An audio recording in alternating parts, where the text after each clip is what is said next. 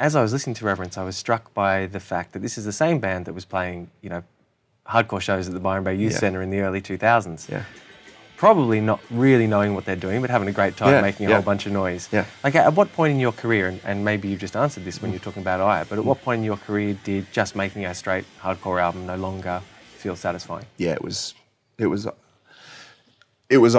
going into Aya. Before that, it was pushing at the walls. Like, we've always been like trying to explore something different, but at the same point in time, still being in a stage of growth where we knew the formula. Like, we had that same formula as when we started, and that was the safe formula. That was the only formula we knew. So we rolled with that, and we occasionally like pushed out in these little ways, and that was no longer enough. Right. Like, when it came down to Aya, we're like, we can't just do, like, that formula is holding us back too much. Yeah. And not holding us back as a band growing, it's holding us back as people growing. Right. Because it's an expression of who we are, this music. So the idea of like taking up so much time on a record with stuff that is literally running over the same ground, it was no longer acceptable. Yeah.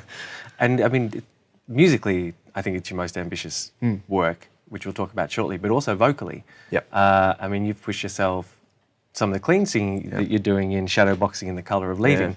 What, how confronting was that for you to actually do that in the Parkway, the context of Parkway? To be honest, the context of Parkway, nothing was confronting on this record, which was really awesome. Like, I don't think there was a single point in this album where we're like, are we allowed to do this? Like, is Parkway allowed to sound like this? It was just simply like, this is interesting. We like making this music, which is really, really cool.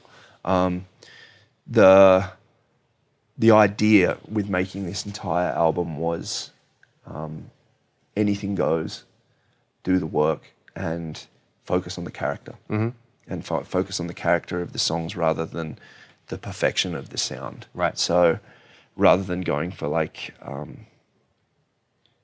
something that I guess was a preconceived notion of what Parkway had to be, we literally just had the song or the concept, and then we worked out what the vocal delivery needed to be, which meant it ended up really varied throughout because each song is very different in character. So it was about finding those characters and tailoring the performance to that. And a lot of the time that meant doing something that wasn't anything we'd done before.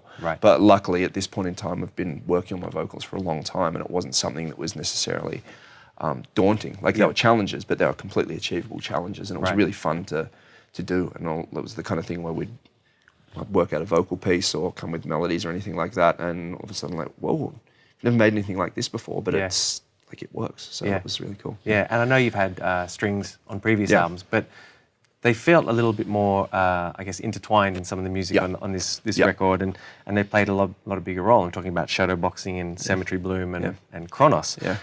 Who orchestrated those strings? Who actually came up with the compositions? Our producer, George, and his friend, Greg Weeks. They're the same guys that did it on the last one as well. Like, we have ideas, like very rough ideas with extra additions on top of what we know how to do, and sometimes we'll mock them up on the computer, and that'll be a concept, but we can't think in those.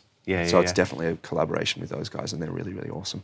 And then it's all like, strings is rad because sitting there and listening to, we always feel very humbled whenever the strings crew rocks up and Greg rocks up. It's like they get down there and like, okay, here's the song, and all of a sudden, just like, my God, how do you guys come up with this? And how do you guys play that? We're like, you don't even have frets on your things. Like, no, we just know how to play it.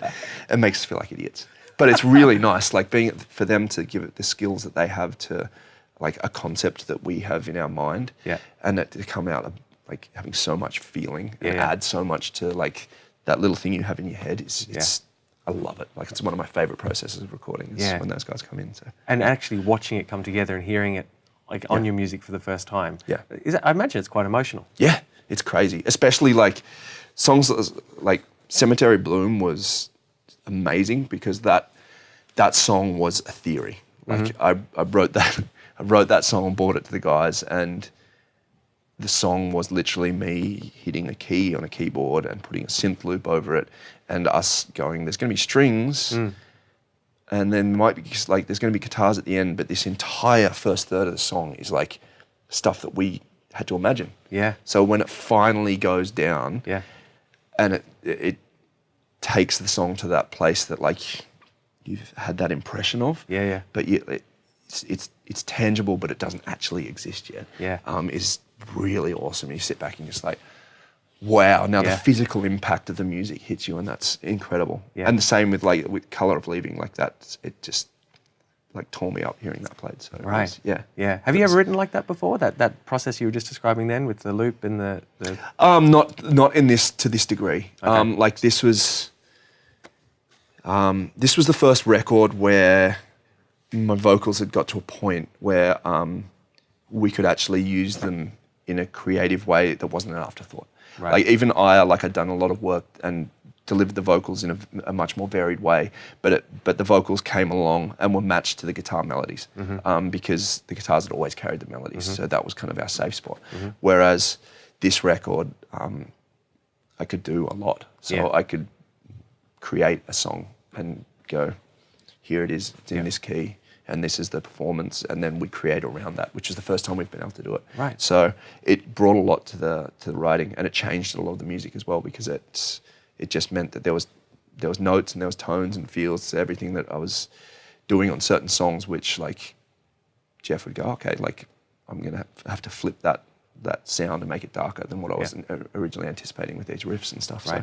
So it changed the tones for certain things we were creating, which is different. Okay. Yeah. Over what period of time were the songs written? Like 2 years. Oh, okay. Takes a long time. Yeah. Like our process is long.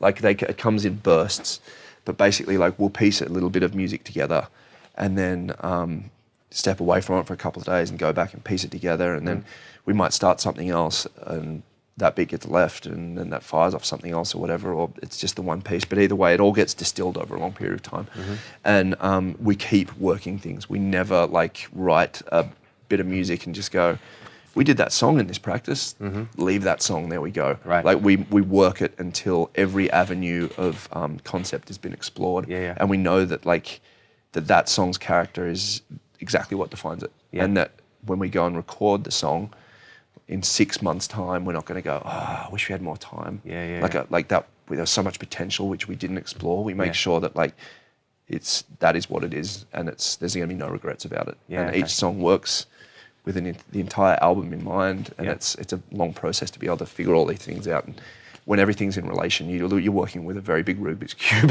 So